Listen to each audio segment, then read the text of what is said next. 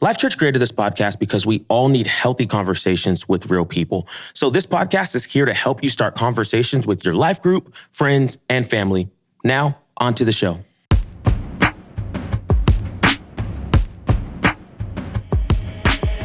Welcome to the You've Heard It Said podcast. This is Allie. And this is Jason. And I thought that today we could start out by talking about what we wanted to be when we were kids. Oh, buddy. It has a point. Okay. So when I was a kid, I think I was probably 7 or 8. And I remember sitting on this Dijon mustard colored couch in my grandparents' house. Okay. And my aunts or uncles or somebody was asking me, so what do you want to be when you grow up, Jason? And you have to know that, like, man, there's so many pastors in my family, like grandpa, uncles, dad, brothers, you know. Wow. So that was my answer. I said, when I grow up, I want to be a pastor, but I want to be a pastor of a church that has a zoo. What? Like a full-on zoo. I can still picture the church with the zoo. So that was it. Okay, so you'd have like a flock of people and a flock of animals. That makes sense. Bingo. And then everyone was like, well, no matter what kind of church you have, it'll be a zoo. And then I kind of honestly, since that day, decided I guess I don't want to be a pastor. Oh, I don't know if I should feel sad about that or not. It was sad for a long time. Oh, okay. Is that the answer you wanted? It was unexpected, but I was curious. So there you go. Well, when I was a kid, I feel like my answer is kind of boring in comparison. I always wanted to be an English teacher. And so after every grade, I would just say, now I want to be a 4th grade English teacher. Or then when I was done with 5th grade, I'd be like, I want to be a 5th grade English teacher. And so that was pretty much my life plan from basically my entire life until about a week before I went to college. So I had applied as an English major because it was the first step in this grand plan that I had established as like a 5-year-old, So then kind of a week before college started, I was like, why do I really want to be a teacher? And it was kind of similar to you in that most of my family had been teachers. So I was like, yeah, this makes sense. It's what you do. Mm-hmm. But then I was kind of like, what if I could be a writer or a journalist? And I got really interested in it. And in a very uncharacteristic move, I changed my major to journalism. But then I immediately panicked and I was freaking out. And I was like, oh no, I'm ruining this life plan. Or what if it's like God's plan? Or I don't even know. Right. So yeah. That's my story. I can totally relate. I actually, again, kind of like was avoiding the whole being a pastor thing. And so I decided to go study government and public administration in college. We also had like an art minor, which I eventually dropped. And I'm not using that major, I don't think, at least. So I think we put a lot of pressure on ourselves, to like have this perfect plan and everything is working towards the plan and we've just got to make it work. Right. I stressed out about that all the time. In fact, I thought it would be fun to go and read through some of my college journals, which was a hot mess, by the way. But pretty much every page is me having a life crisis over, I don't know what I'm supposed to do with my life. What am I supposed to do next? It's just pages of me with those thoughts. So that's today's question. Is there a single correct path for our lives? And if there is, what happens when life doesn't go as you planned it? Oh, that is a big question. So why don't you answer it? How about neither of us answer the question and we just go straight into the story? Sounds good. So Nejla is very successful in her early 30s, but her life did not go the way that she planned it. In fact, several times she ended up having to pivot and completely change her plans. So here's her story.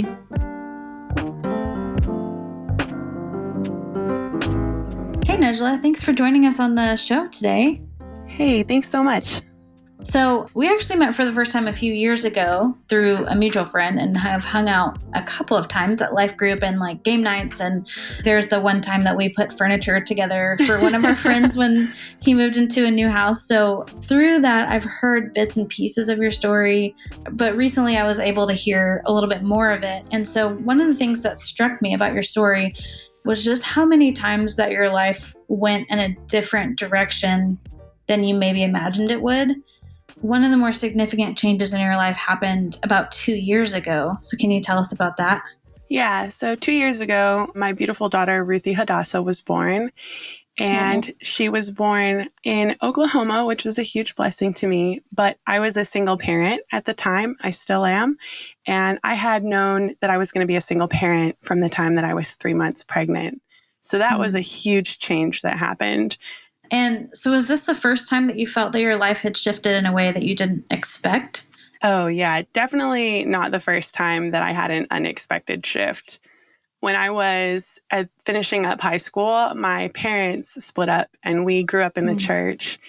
And that actually was an incredibly negative experience because the church that we were at really isolated myself, my mom, my brother. So we ended up not having the support of the church that we had invested our whole lives in during that time. And that was really beyond my control. So I think that was the first time that I had a huge shift of things not really going the way that I expected.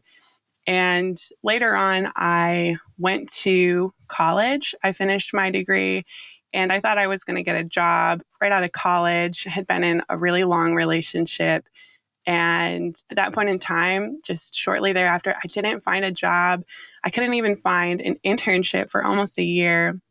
And I went through a really long season of depression and just questioning my self-worth, which led to a lot of other difficult situations. And the relationship that I was in ended. So I didn't get married. I didn't get a job right after college. That had these dreams that didn't play out. And then a few years later, I started graduate school and actually had a really unexpected traumatic experience in graduate school.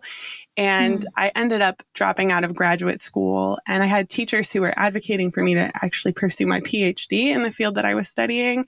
But the traumatic experience shifted the course of my life. And I left the field that I was in and I went into social work at that point in time. Oh, wow. So that is a lot of unexpected things. What were some of the dominant thoughts that you were having whenever those changes were happening? I think anytime that you go through something where there's an element that's beyond your control, you think, why is this happening to me? I love the title of Lisa TerKeurst's book, It's Not Supposed to Be This Way, because I think that went through my head dozens of times a day. Yeah. So do you think that those thoughts are still dominating your mind? No, I think we all have moments where everything gets shut down because of a pandemic or something. We're like, it's not supposed to be this way. It's definitely not a regular occurrence. So what changed for you? So when I had my daughter, so many things snapped into alignment. And just to be clear, there had been a long period of time where I just really felt like something has to change. And I knew that there was an element that I had to play in it, but I just wasn't sure that I could actually change things that were going on in my life. I didn't feel that I had the strength or the power. And I wasn't really leaning into Christ at that point in time. And when I found out that I was pregnant with my daughter, I just knew that I didn't want her to go through anything that I had gone through. And in order for that to happen, there was nothing that I could do actually to make sure that she didn't go through what I went through. But the best chance that I had was to be prayerfully considering the way that I lived my life and in prayer over her and surrounding her with a community of prayer warriors. And I think that that was what made the difference, because it was the first time that I realized that I'm never going to be perfect, but Christ will stand in the gap for me and intercede in my imperfections, and that's what he would do for my daughter as well as she grew up. And so that was just a huge shift for me. Wow. So you talked about how you had lost your church community at one point in your life, but now, you're pregnant and you're thinking, I need a community of prayer warriors. Where did you find this community?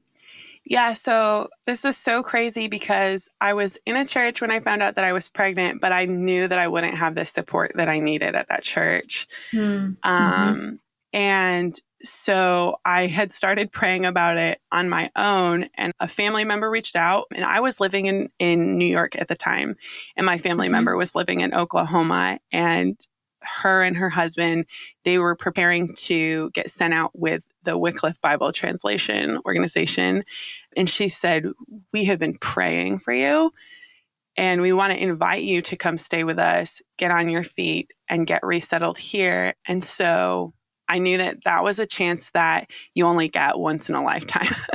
Yeah. So at that point, my daughter's father was not in the picture and I was pretty alone. And so I took that opportunity and just 6 weeks later moved across the country and ended up getting plugged into Life.Church, which was huge for me because I came to the church hiding the fact that I was pregnant because I was so ashamed. And I just didn't want to be judged, but I was hungry for a change in my own life and to feel the momentum that had started when I knew that I was going to be modeling life for another human. So I got plugged into Life.Church. I got plugged into a life group and went through the Kazone experience about finding your purpose. And very slowly, I began to make myself vulnerable and open.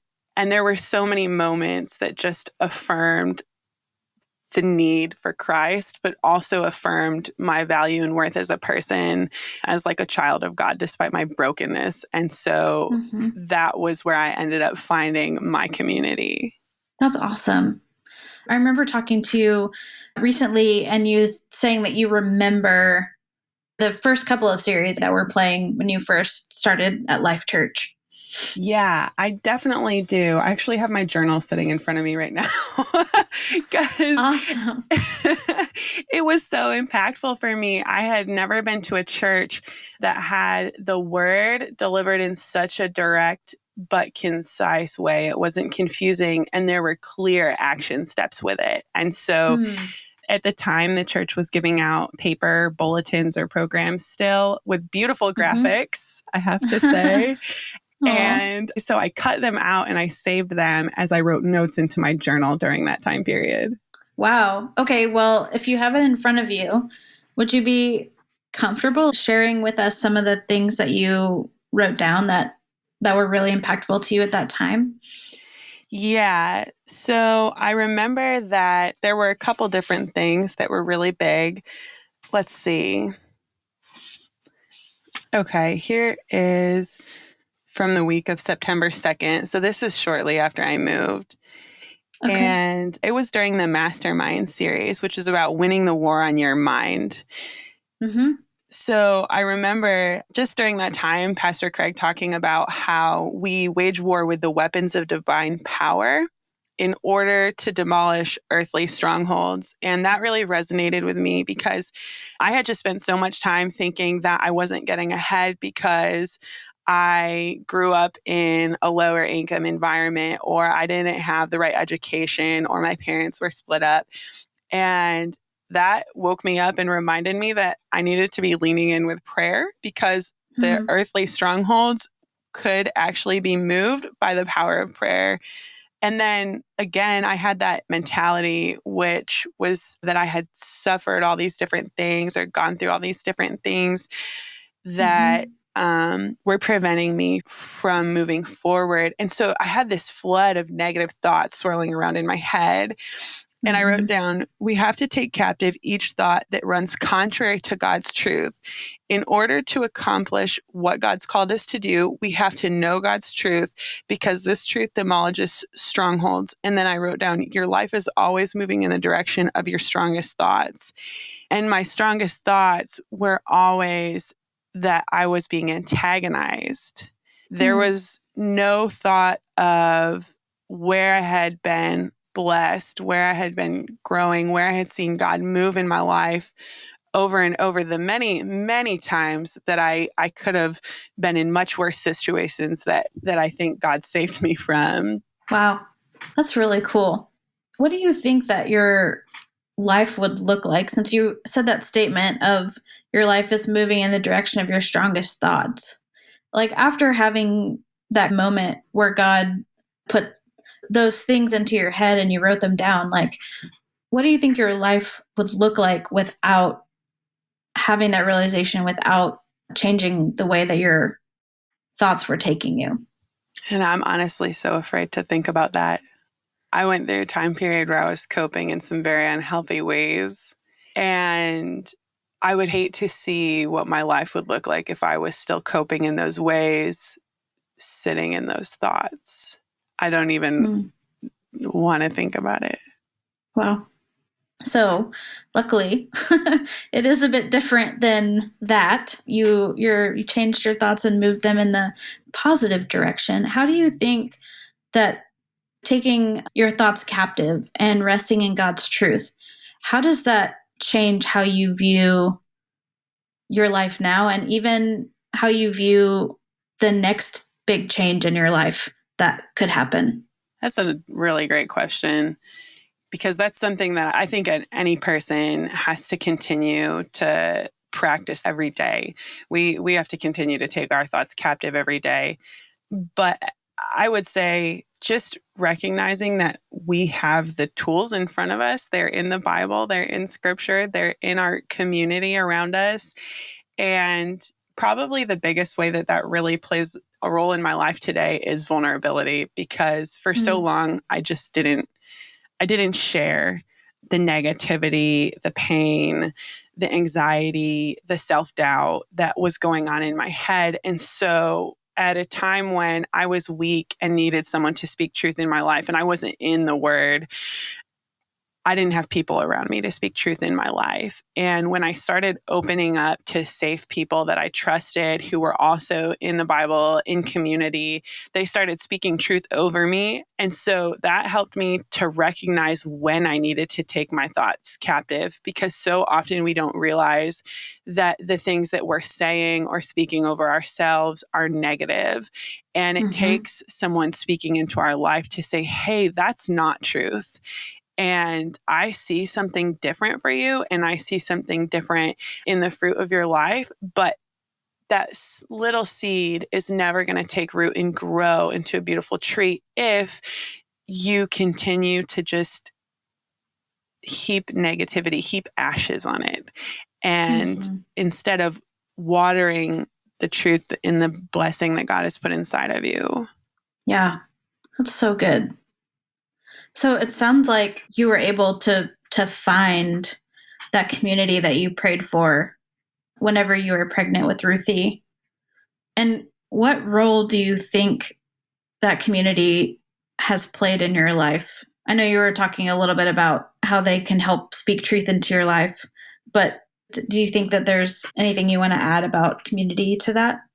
Yeah, I really think that community is important to speak into every aspect of your life. I have had community leaders or different individuals at church that I trust come up to me and say, hey, that person seems interested in you. You know, you're single, but here are maybe some cautionary items to take in mind before you proceed, which has kept me from going down the exact same path that I might have gone down in the past. Same thing where just having community speak into my life and say like, oh, I see that you're looking to find financial freedom, and say, did you know about this? Or showing me different tools or resources that I could use as I'm pursuing that goal of being a good steward of my finances. And even simple things. There's my Kazone table leader is actually now my best friend. So she's amazing. She is so intensely focused on reading and studying the Word of God. And so she asks me what I think about different passages of Scripture. We talk through what's going on in the world. And then also she has children, and her family look out for my daughter. And so there are so many times when it's a holiday and I'm alone, or there is just something that I'm struggling through in my life and I don't necessarily feel comfortable talking to a whole bunch of people about it, then I'll just call her and say, hey, do you want company? And show up at her house. Wow. And we do dinner and we talk through that stuff. I love that. The other thing I wanted to ask you really quickly is just if there was someone who maybe finds themselves like in a similar situation to where you were right when you first got pregnant with Ruthie, and they were just searching for hope, what would you say to that person? I would tell them, boy, there's so many things that I would tell them. I would tell them that I'm there with them, that they're not alone. I would encourage them to just press in and pray and trust God, even when they don't see anything happening. And I would encourage them to find community as soon as possible. to continue speaking truth over them and to find a place where they could be safe and vulnerable with whatever it is that they're going through.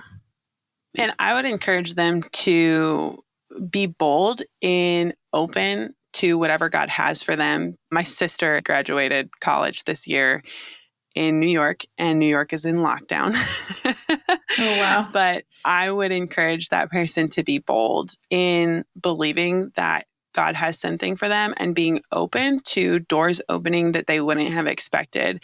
Because the very first door that opened for me was not a door that I expected, thought about, or dreamed about when I moved across the country. And it was something I had never done before. It was in a field that I never worked in, doing work that I had never done.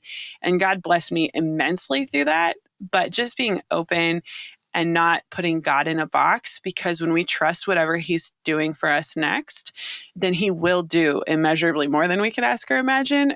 But if we are so sure that we know what his plan is, we have become proud and we rob ourselves of the blessing that he actually has for us.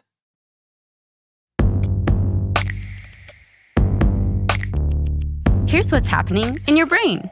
So during the series, Winning the War in Your Mind, Pastor Craig explained that what we think creates neural pathways in our brain, meaning that the more times we think a thought, the easier it is for our brains to think it's true.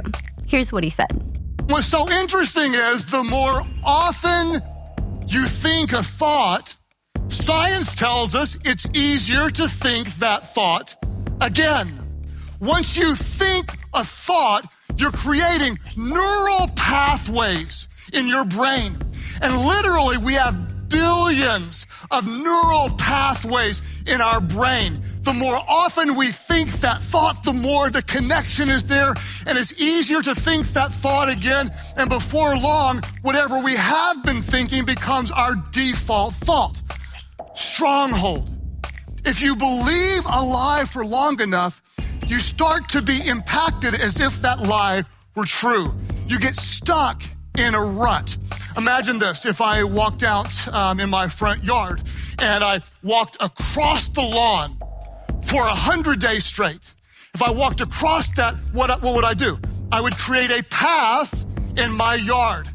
In my mind, if for 100 days straight, I think on a lie, I start to believe the lie, and I create a neural pathway through my brain. With God's help, what we're gonna do is renew our minds.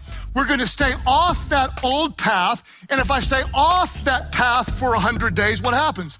The grass grows back, there's more resistance, it's not as easy to walk, and I forge a new pathway in my brain toward the truth, and the truth ultimately sets me free. This is science, and it's godly because God created science. Romans 12:2, Paul said it this way. He said, don't be conformed to the patterns of this world. We could say it this way, don't be conformed to the wrong ways of thinking. He said, but be transformed. How? By the renewing of your mind. So what can we do about the thoughts we think? If you think something that isn't true, isn't from God, and isn't helpful, acknowledge it. Then think about why it's not true. Finally, replace it with something that is true. When you do, you're creating a new neural path, meaning that your brain will think about the good thought instead. That's science, and that's what's happening in your brain.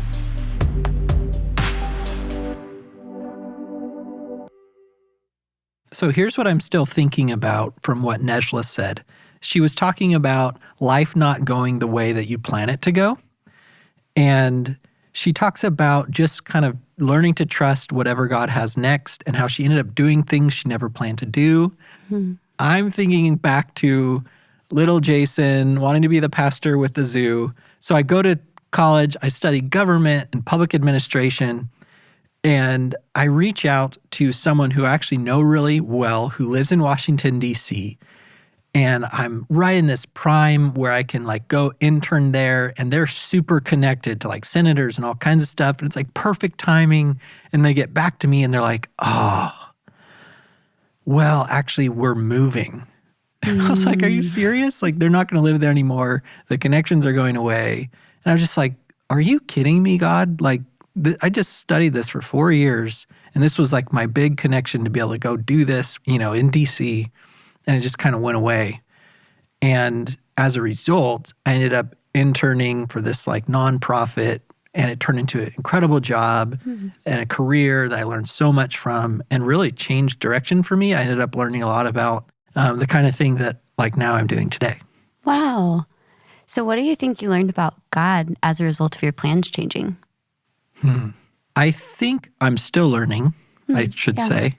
That's good. That it's less about some specific plan that God then gives you and you need to make sure you don't mess it up. And it's more about God giving you himself. And he's like, hey, I'm going to go through all of this with you. And the goal here is for us to get to know each other along the way.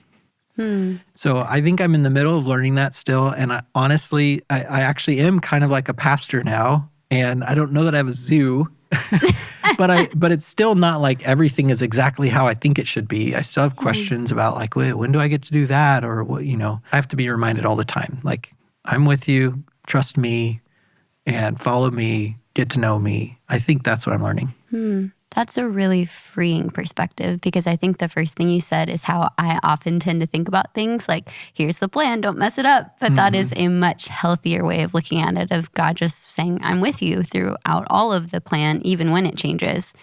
And Nejla's story was really encouraging to me. And one of the things that she mentioned stuck out to her from Mastermind was when Pastor Craig was talking about being in a prison of your own thoughts. And you were the one with the key.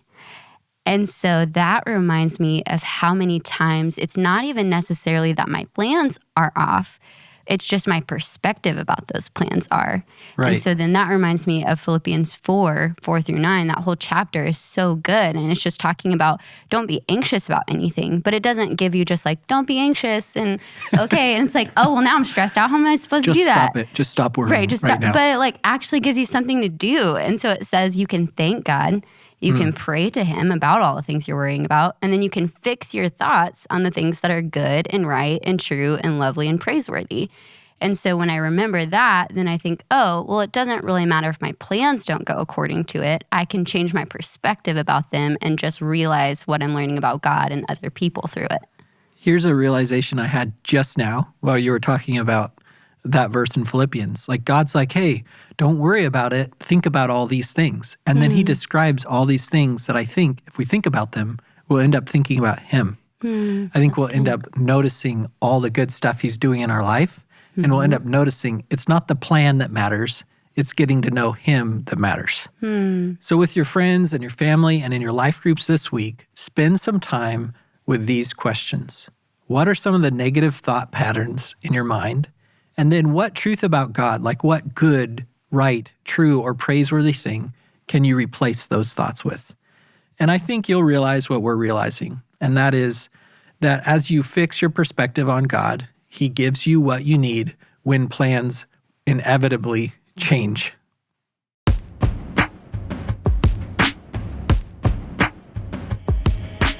Hi, friends. Remember the challenge we've got on the podcast. Stop listening unless you're talking about what you're hearing with other humans. So today, send this episode to a friend or your life group, then talk about it. We've even got a conversation guide for you in the show notes to get you started. Also, if you've enjoyed today's episode, would you leave us a rating and review? It really does help more people find these conversations. Have a great week.